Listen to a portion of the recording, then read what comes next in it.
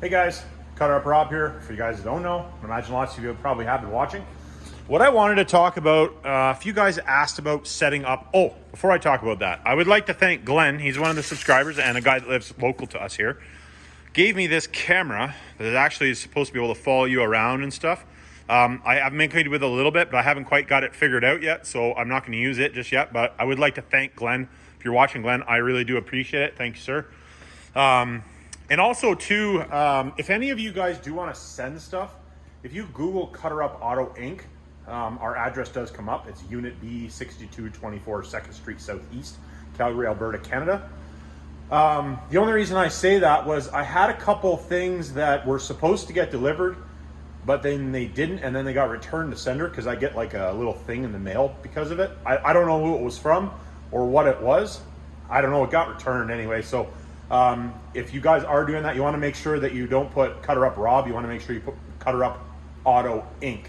on it, because otherwise it'll send it to you, I guess. I'm not really sure what it was, or even if it was something from you guys. I just thought I would mention that if you are sending something, please just make sure you get the address and put, you can put attention Rob CUTTERUP Auto Inc. But there's only a couple of us here anyway. So, on with the show.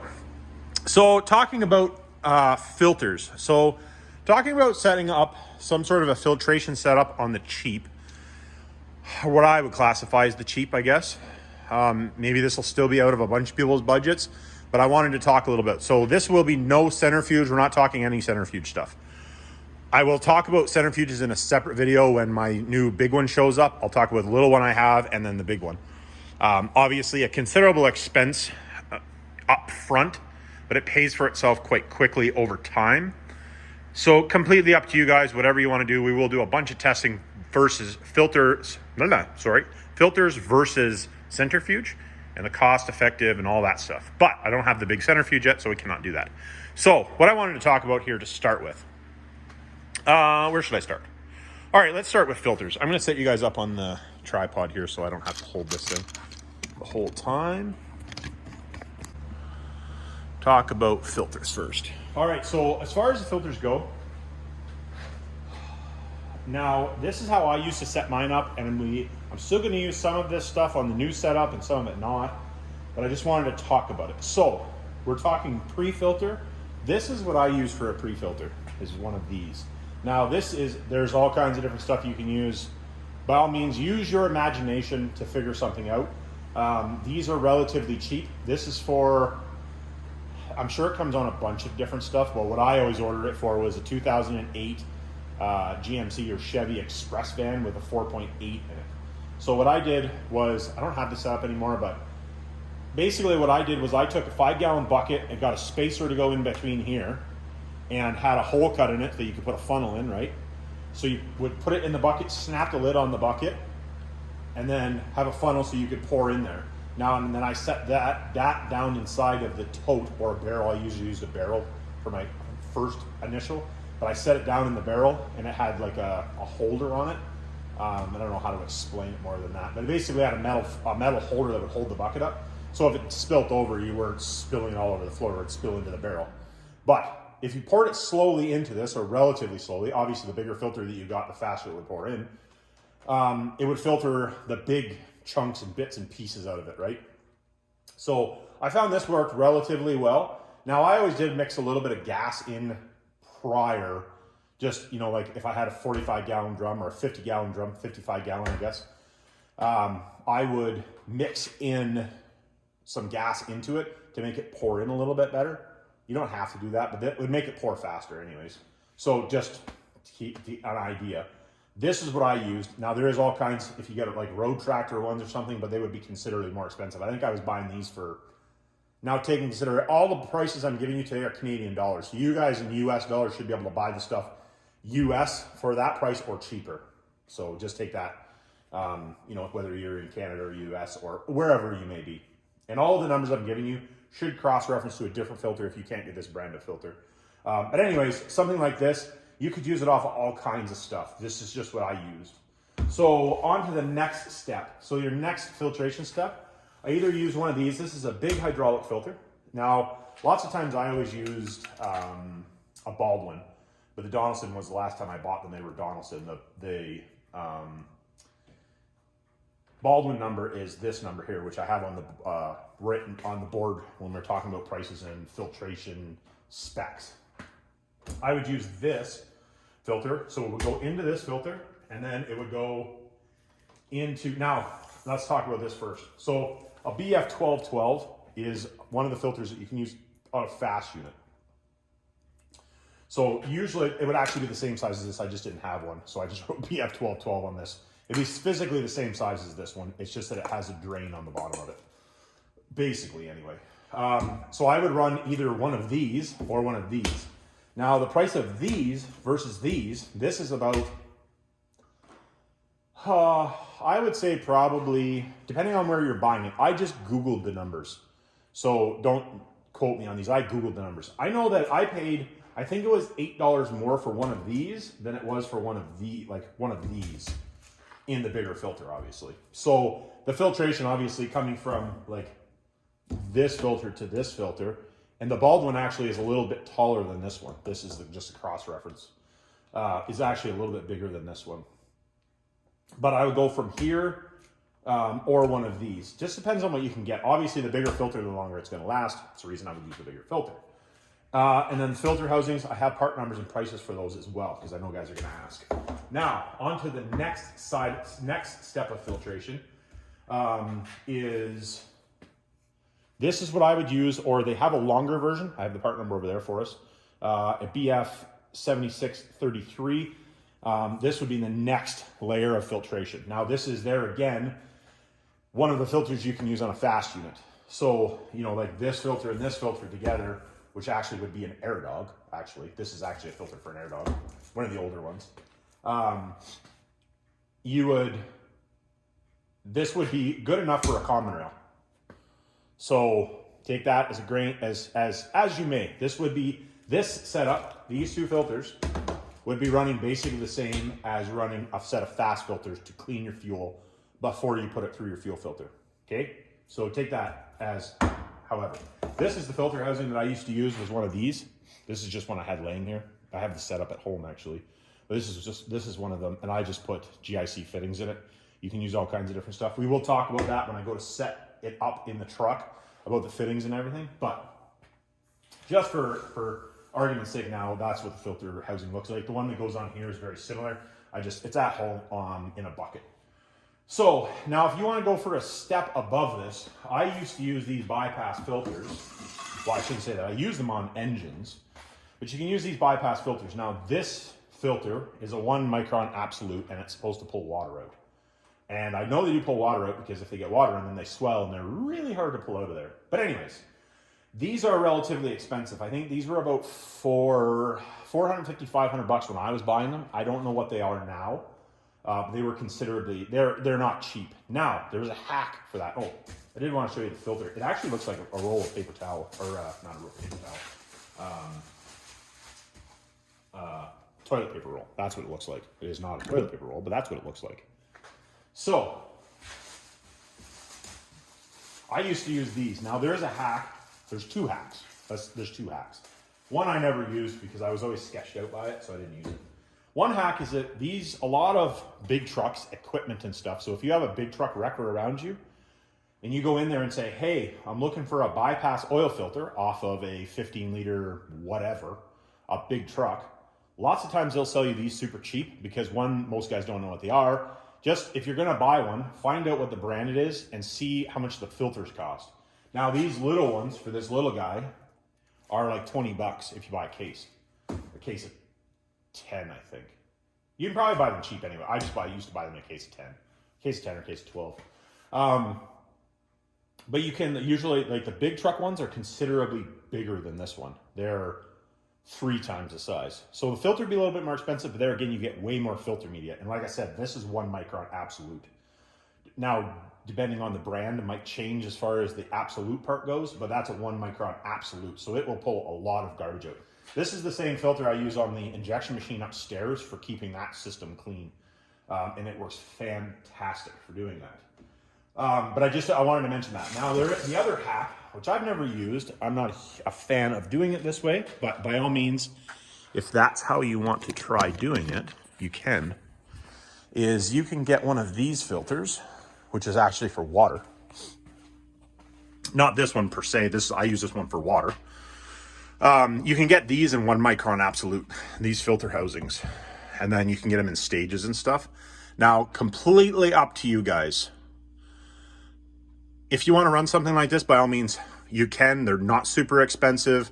You can do this, and then the elements aren't super expensive, but I prefer to use something that is actually designed for engine oil, or oil, let's say oils and fuels. Myself personally, you can do whatever you want. I'm just giving you that option. You can buy those. Now, I didn't bring up part numbers and all that stuff. If you want to use that, you'll have to do a little bit of research on your own and do it that way. Now, if you're going to run something like this, this is the nice thing about this, is you can run a cheap little pump like this one. You can run a pump like this, Holly blue pump, Holly red pump, whatever. Like these are 20 bucks on Amazon. So you can have a couple of these laying around, and you can buy them with bigger. I think you can buy, I don't know if you can get ones that are 1/2 inch here. I don't think you can. You can get them higher pressure, lower pressure. This is actually the spare for my skid steer. I always carry one spare just in case the one that's on there quits, because it's supposed to have a mechanical pump, but I didn't want to buy the mechanical pump. I just bought one of these.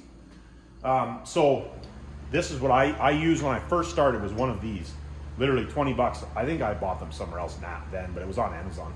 Also, I don't know when I put this video out whether it'll be linked or not, but in my Amazon store, there's a section for alternative fuels.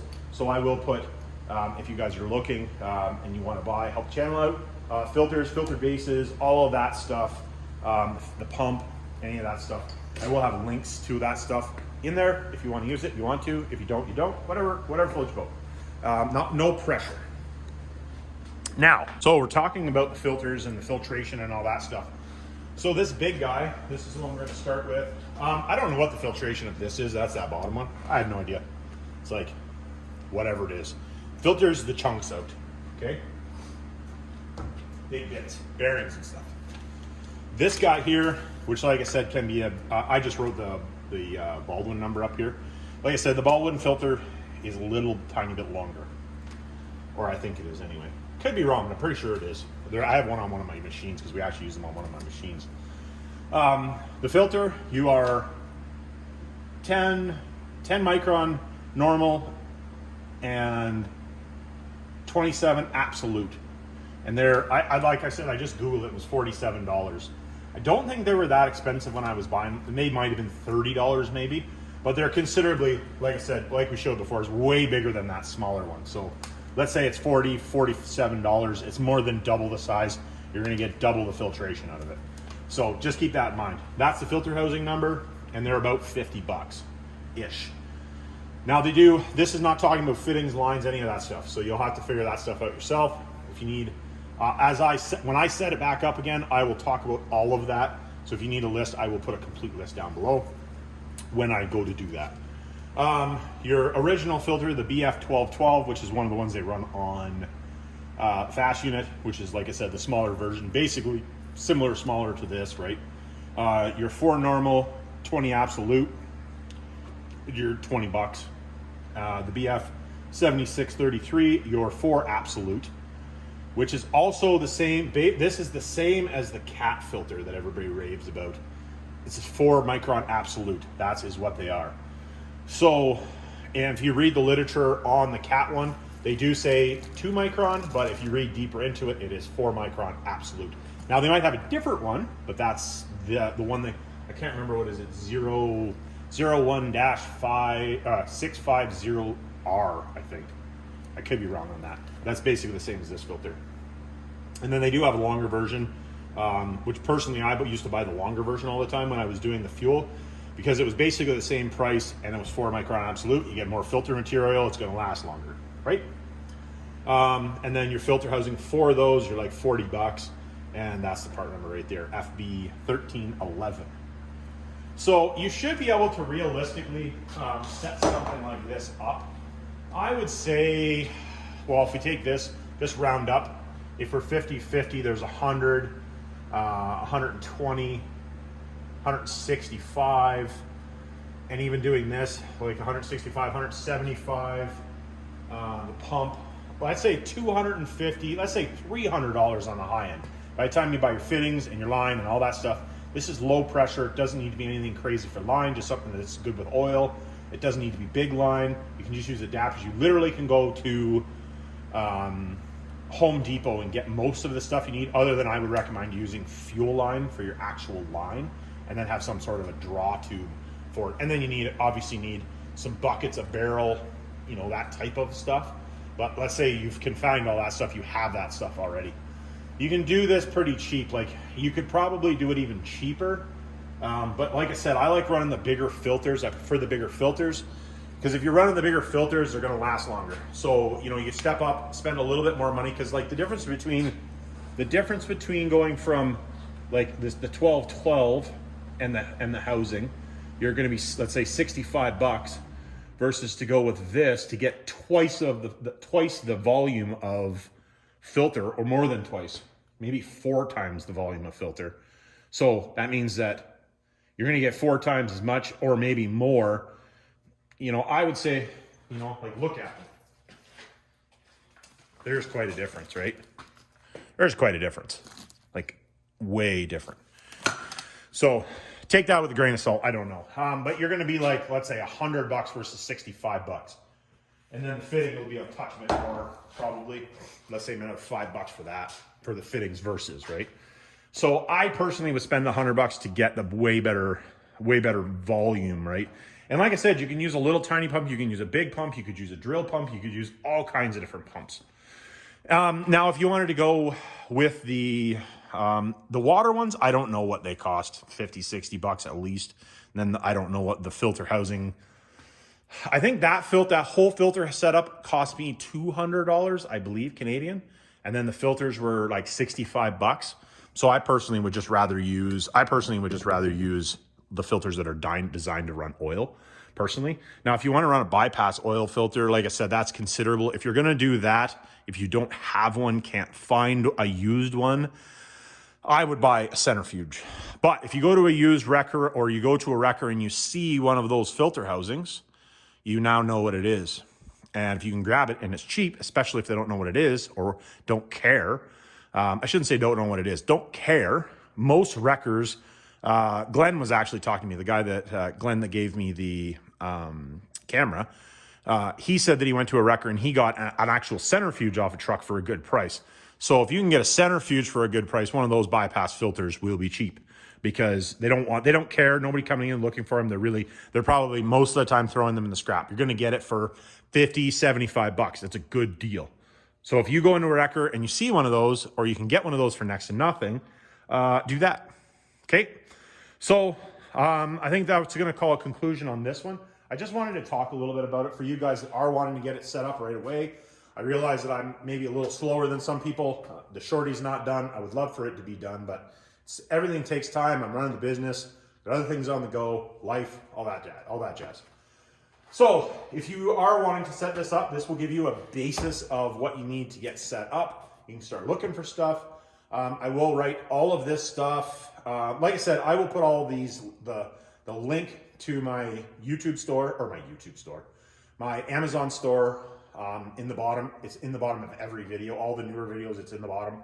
Click on that and find the list for alternative fuels. And all of the stuff that I can find in there will be in there to help you guys out. Whether you buy it there or not, if you do, awesome. If you don't, awesome. I'm just trying to help you guys out with doing some stuff. Anyways, like, subscribe, hit me down in the comments, and remember, it's not rocket science.